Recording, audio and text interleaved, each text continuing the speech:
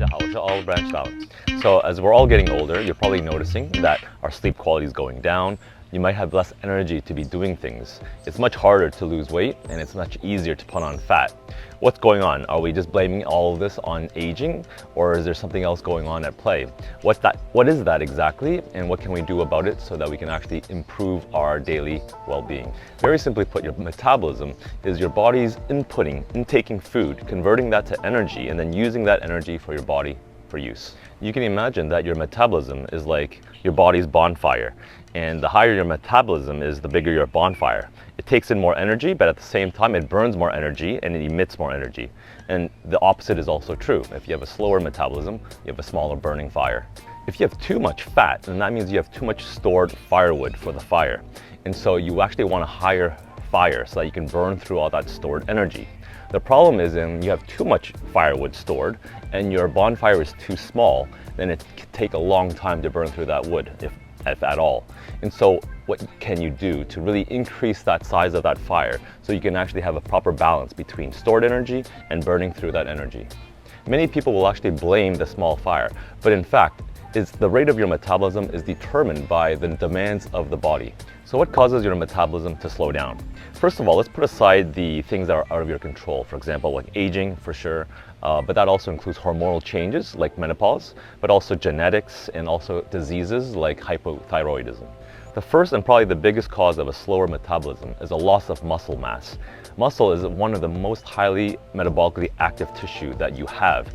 And so if you don't exercise, your muscles will start to shrink and then your metabolism will slow down significantly. The second point is having a calorie restricted diet or just bad dieting habits in general.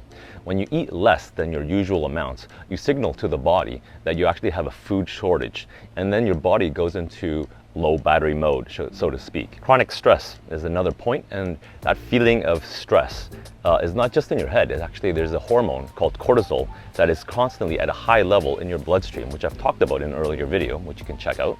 But essentially that accumulation of cortisol that's always in your bloodstream causes fat accumulation. It also causes more inflammation, not to mention it does slow down your metabolism. The last point is poor sleep.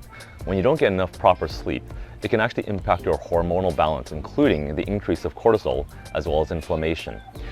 On top of that, you'll also have an effect on your leptin and ghrelin hormones, which control and regulate your appetite. So you get more hungry and you want to eat more as well. You would also crave for more refined sugar. All right, so how do you speed up your metabolism? Well, all the things I just mentioned, you just do the opposite. So instead of losing muscle mass, you definitely want to be doing more strength training based exercises so that you can maintain as much muscle as you can. And that will also include doing exercises like HIIT and cardio based exercises.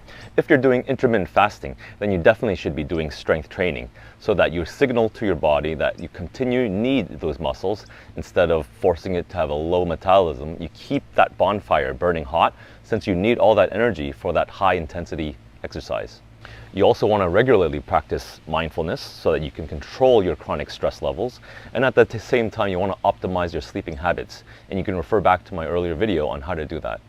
So if you're keen to slow down aging, then being healthy is the right idea, and specifically speaking, managing the rate of your metabolism will be the key.